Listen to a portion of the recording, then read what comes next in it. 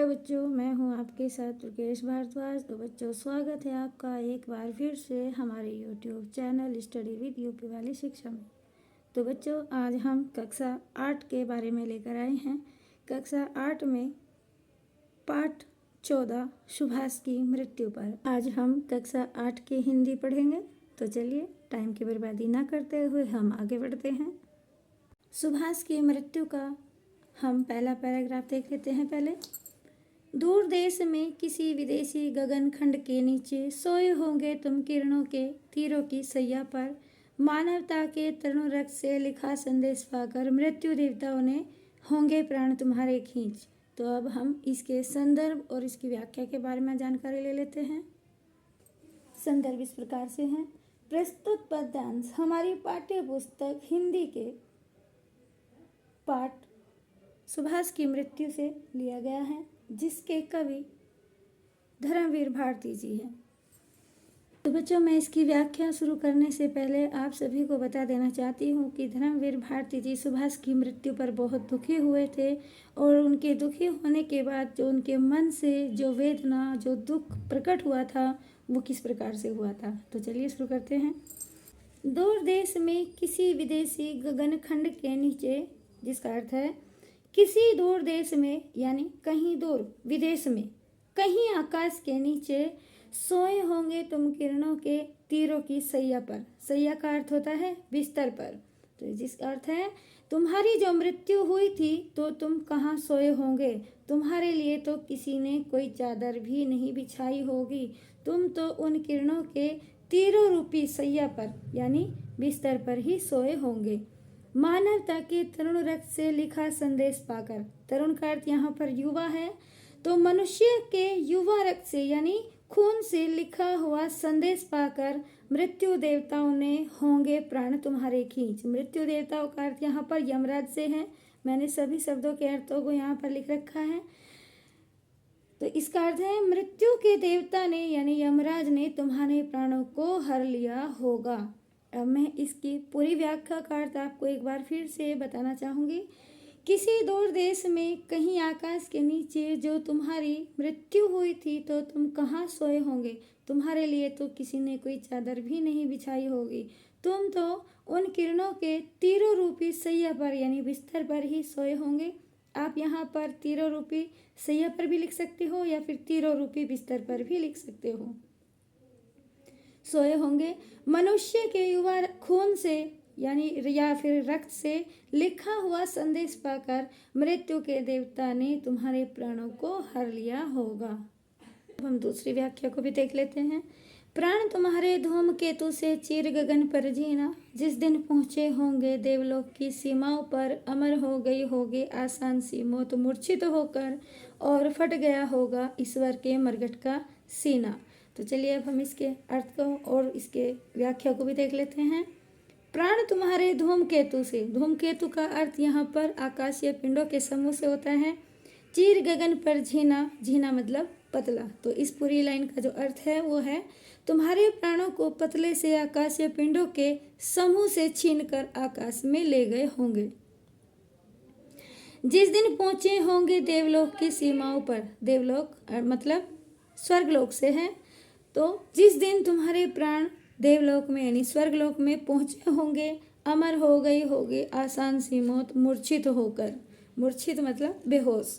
जो आपकी मौत जहाज में बेहोश होकर हो गई थी वो आज अमर हो चुकी है, क्योंकि तुम देवलोक की सीमाओं पर पहुंच चुके होंगे। और फट गया होगा ईश्वर के मरघट का सीना। मरघट मतलब शमशान। तो यहाँ पर इसका अर्थ है तुम्हें वहां देखकर ईश्वर के शमशान का भी सीना फट गया होगा। तो चलिए बच्चों, एक बार इसकी व्याख्या को पूरी को भी देख लेते हैं। तुम्हारे प्राणों को पतले से आकाशीय पिंडों के समूह से छीनकर आसमान में ले गए होंगे। जिस दिन तुम्हारे प्राण स्वर्गलोक में पहुंचे होंगे, जो आपकी मृत्यु जहाज में बेहोश होकर हो गई थी वो आज अमर हो चुकी है, क्योंकि तुम देवलोक की सीमाओं पर पहुंच चुके हो। तुम्हें वहां देखकर ईश्वर के शमशान का भी सीना फट गया होगा, क्योंकि वह भी कष्ट में होगा कि हमने तुम्हारे प्राणों को क्यों हर लिया है। तो ये हो गई तुम्हारी दूसरे पैराग्राफ की पूरी व्याख्या।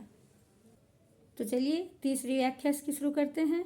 और देवताओं ने ली ध्रुव तारों को टेक। टेक का अर्थ होता है देखा, तो इसका अर्थ हो जाएगा और देवताओं ने तुम्हें देखकर फिर ध्रुव तारे को देखा। छिड़के होंगे तुम पर तरुणाई के खूनी फूल। तरुणाई का मतलब होता है जवानी के या फिर युवावस्था के खूनी फूल। तो इस पूरी लाइन का अर्थ हो जाएगा कि तो फिर देवताओं ने तुम्हारे ऊपर प्यार भरी जवानी के यानी युवावस्था के खूनी फूलों को छिड़का होगा। खुद ईश्वर ने चीर अंगूठा अपनी सत्ता भूल यानी और फिर भगवान ने स्वयं अपनी सत्ता को भूलकर मतलब अपने राजपाट को भूलकर अपना ही अंगूठा चीर कर उठकर स्वयं किया होगा विद्रोह का अभिषेक और अपने सिंहासन से उठकर तुम्हारे लिए विद्रोह का तिलक लगाया होगा और कहा होगा कि जिसने भी तुम्हारे प्राणों को लिया है बहुत ही गलत किया है। तो चलिए बच्चों, अब हम इसकी पूरी व्याख्या को देख लेते हैं। और देवताओं ने तुम्हें देखकर फिर ध्रुव तारे को देखा, तो फिर देवताओं ने तुम्हारे ऊपर प्यार भरी जवानी के खूनी फूलों को छिड़का होगा। और फिर भगवान ने स्वयं अपनी सत्ता को भूलकर अपने ही अंगूठा चीरकर अपने ही सिंहासन से उठकर तुम्हारे लिए विद्रोह का तिलक लगाया होगा और कहा होगा कि जिसने भी तुम्हारे प्राणों को लिया है बहुत ही गलत किया है। तो अब हम इसकी आखिरी व्याख्या को भी देख लेते हैं। इस व्याख्या को थोड़ा सा ध्यान से देखिएगा। किंतु स्वर्ग से असंतुष्ट तुम यह स्वागत का शोर, जिसका अर्थ है किंतु तुम स्वर्ग में अपने ही स्वागत के लिए होने वाले शोर से असंतुष्ट थे। धीमे धीमे जबकि पड़ गया होगा बिल्कुल शांत, जबकि तुम्हें और तुम्हारी असंतुष्टि को देखकर स्वर्ग का शोर भी धीरे धीरे बिल्कुल शांत हो गया होगा और रह गया होगा जब वह स्वर्ग देश और फिर तुम्हारे लिए वह स्वर्ग एक देश बनकर ही रह गया होगा। अब तुम वहां से चाह कर भी आ नहीं सकते। खोल कफन ताका होगा तुमने भारत का भोर। यहाँ ताका का अर्थ झांकना से होता है, झांकना या फिर देखना, और भोर का अर्थ है सुबह। तो इसका अर्थ है और वहीं से तुमने अपने कफन को खोलकर देखा होगा यानी झांका होगा कि तुम्हारे भारत की सुबह कैसी है। तो चलिए अब हम इसकी व्याख्या को पूरी को देख लेते हैं एक बार। किंतु तुम स्वर्ग में अपने ही स्वागत के लिए होने वाले शोर से असंतुष्ट थे, जबकि तुम्हें और तुम्हारी असंतुष्टि को देखकर स्वर्ग का शोर भी धीरे धीरे बिल्कुल शांत हो गया होगा और फिर तुम्हारे लिए वह स्वर्ग एक देश बनकर ही रह गया होगा। अब तुम वहां से चाहकर भी आ नहीं सकते और वहीं से तुमने अपने कफन को खोलकर देखा होगा कि तुम्हारे भारत की सुबह कैसी है। पर यहाँ पर धर्मवीर भारती जी कहते हैं पर तुम्हारे बिना यहाँ सुबह होते हुए भी सुबह दिखाई नहीं देती। तो बच्चों, यहाँ पर तुम्हारा ये हिंदी का सुभाष की मृत्यु पर जो कि धर्मवीर भारती जी ने लिखा है ये तुम्हारा पूरा हो चुका है। और यहाँ पर कवि ये कहना चाहते हैं कि भगवान तुमने इस भारत देश से, इतने अच्छे देश से हमारे सुभाष को हमसे क्यों छीन लिया।